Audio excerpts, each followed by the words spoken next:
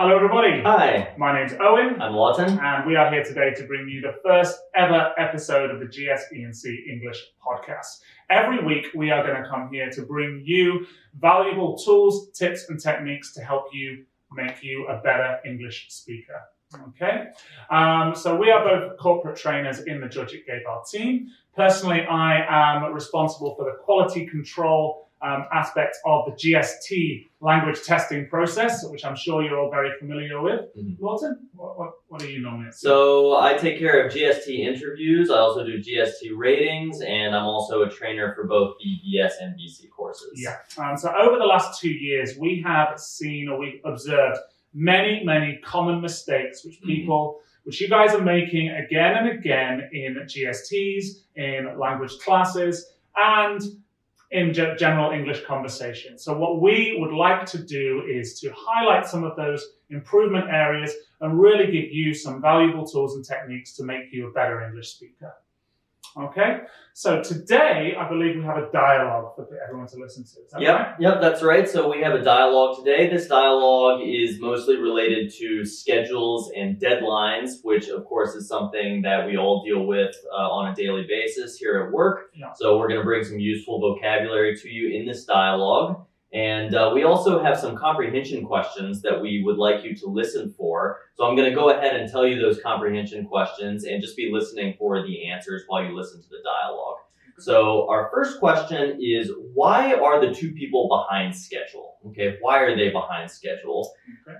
Number two, what are they going to do to get back on schedule? Okay. And number three, what time does the man in the dialogue have to give the documents to the woman in the dialogue? Okay, so 3 questions about schedules. So listen very carefully wherever you are listening and see if you can answer those questions yourself. Okay, let's check it out. Let's listen. Hi, did you submit the documents I asked you about last week? Not yet, I'm afraid. I'm still waiting for a couple of signatures. What? You've had over a week to get those necessary signatures and submit those documents. We're really falling behind schedule here.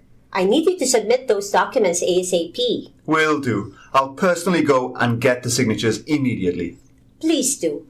This has really set us back. We're going to have to figure out a way to get back on schedule. If I personally visit the client's office in order to get approval instead of just faxing them over, that might help make up for lost time. Good idea. Go ahead and do that. Also, in the future, if anyone is slow in getting their signatures to you, let me know immediately. We can have any more delays like this. I want you to get all the signatures by 5:30 today so that you can take them over to the client's offices tomorrow. I will. I'll go ahead and get those signatures right now. Okay, so thank you so much for that wonderful acting from our colleagues here at GSE&C there. So listening to the dialogue, hopefully you picked up the answers to those 3 comprehension questions. Lawton, what were the questions again? Right, yeah, let's go through those one at a time. So the first question was, why are they behind schedule? Yep. Just why? What happened? Why are they behind schedule? So Owen, why are they behind schedule? They are behind schedule because the man did not get the signatures on time. That's right, He was not doing his job well. He failed to get the signatures on time. Deary me. Okay, so what about question 2? Right, so question number 2 was, what are they going to do to get back on schedule? How are they going to solve this problem? What are they going to do to get back on schedule? Okay. What's the answer to that one, Owen? So the man is going to personally visit the client's office to get the signatures in person. He will get them in person. That's right. Okay. Yep. And then question number 3, so what time does the man have to give the documents to the woman? What time does the man have to give the documents to the woman? What's the answer to that one? That is 5:30 p.m. today. Exactly right, 5:30 p.m. And that's it. That's your answers to the questions. Okay, I hope you all got those right wherever you're listening. And so now we're going to move on to some of the key expressions and vocabulary from this dialogue that's going to really help you talk about schedules in the future. Let's take a look at those. Okay.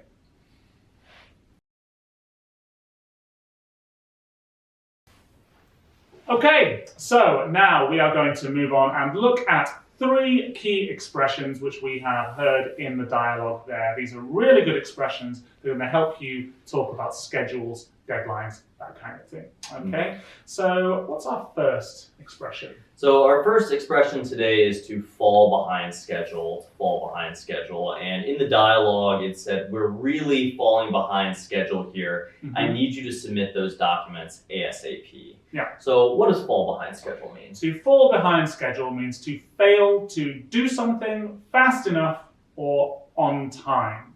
Right. So if you haven't met your deadline, if you haven't done work on time, you will fall behind schedule. Okay? Right. We're going to give you some other example expressions, all related to a sandstorm situation on site. Okay? So how could we relate a sandstorm to this situation? Right, so we could just say something like, because of the sandstorm, we fell behind schedule, or because of the sandstorm, we have fallen behind Yeah, schedule. we fell or we have fallen. Remember that verb, to fall. Okay, we fell behind schedule. Okay, great. So what's our second expression? Our second expression today is to set someone or set something back. Okay, to set someone back, to set something back. So in the dialogue, we just had this sentence, this has really set us back. Yeah. And what does that mean? That means to delay an event, a process, or a person. Okay, in this context, it was people set us back.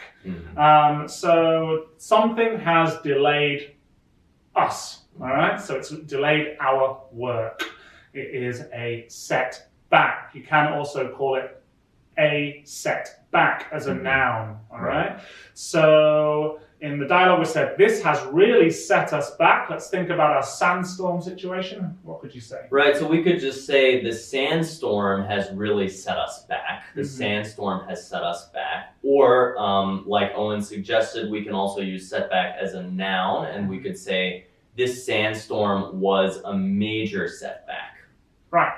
Okay. And our third expression is? So the third expression is to make up for lost time. To make up for lost time. So in the dialogue, we had the sentence, if I personally visit the client's office in order to get approval, instead of just faxing them over, that might help make up for lost time. So what does that mean, Owen? Yeah, that means to do something as much as possible because you were not able to do it before. So for whatever reason, you could not do the work before, so therefore you need to make up for lost time. That was your lost time. You need to make up for the lost time. So related to the sandstorm, what's a good expression you could use? Right, so we could say something like, because of the sandstorm, we fell behind schedule, or we have fallen behind schedule. Now we have to make up for lost time, or what can we do to make up for lost time? So to make up for lost time, you could work double shifts, for example. Okay? So those are three expressions, really useful everyday expressions we use when speaking about schedules. Okay? So now we're going to look at a common error which we hear an awful lot in GSTs and class. Okay? Right. So we don't want to hear you making this mistake again. Let's go on to that. Yeah, let's take a look at it.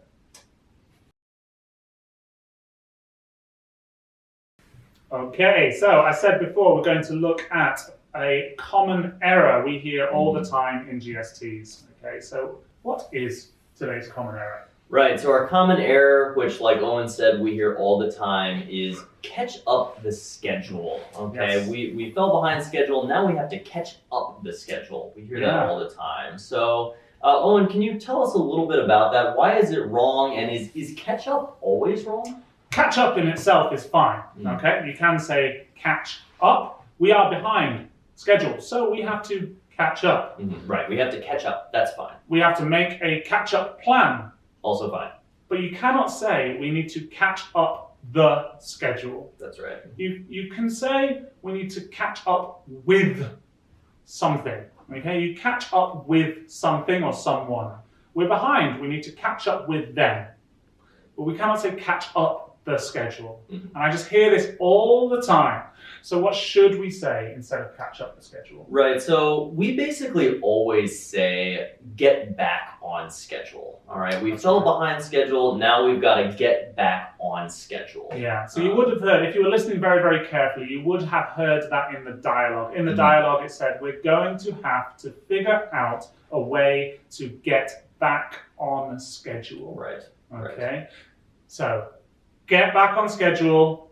No more catch up the schedule. Okay, I do not want to hear that expression again. Mhm. Okay, all right.